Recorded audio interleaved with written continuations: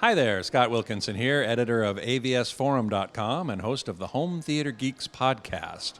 I'm here with Joe Kane, video director of Joe Kane Productions.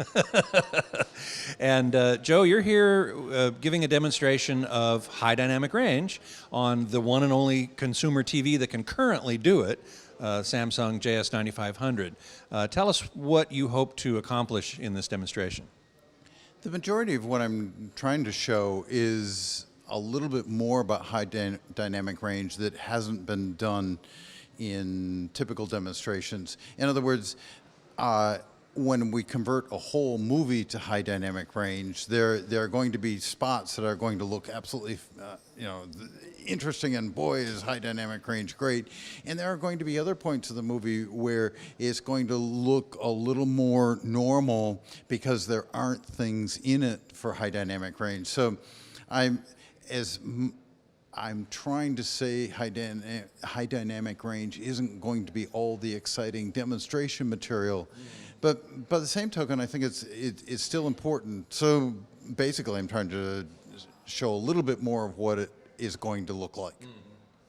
I've heard you say more than once, though, that there's still a ways to go, that the cake isn't quite baked yet. Oh, I think there's a lot more that needs to be done to get to what I'm considering the ultimate UHD system. The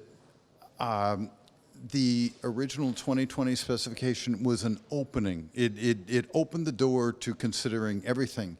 Among the things we're now considering is a change in the color of gray. That we can actually get better color fidelity out of a grayscale that's D6000 than we can out of D65. And this has been realized in the digital cinema world, and gee, it might be time to bring it to the consumer world. How would changing the white point, not by that much, it seems to me, improve color fidelity?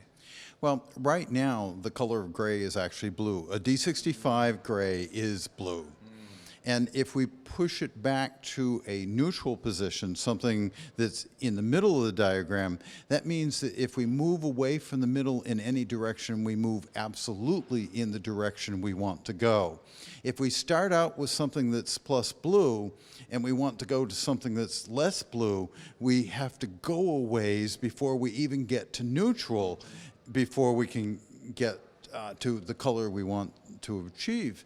So it's my position that if we go to a more neutral color, then we're starting from a point where if we move in any direction, we're moving absolutely in the direction that we want to go.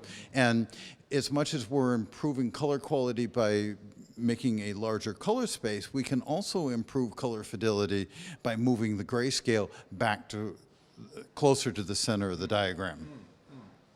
Another point you've made here at the show is the importance of having a container that is large enough to encompass everything that we currently can capture, even if not all of that information is going to end up in a particular display. It also gives us display independence. Doesn't matter what the display is, it'll just do whatever it can with that superset of information.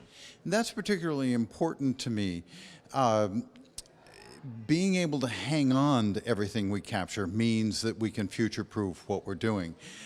In the past, our masters have been dumbed down to the distribution format. We capture a great deal, but then we save that information, what we call baked. Your term. We literally bake that that content to 709 or to P3 for digital cinema, and then when something bigger comes out or something better comes out, we don't have the content ready for it.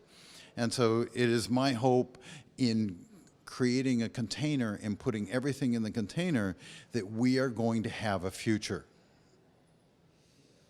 Well, that future could be very exciting, and I certainly hope it is, and I certainly hope that the studios and content creators are listening to you. Well, the content is being stored in a container. That's the important thing. That's pretty well established that we have to do it. Well, then the future looks bright. Thank you so much. Thank you.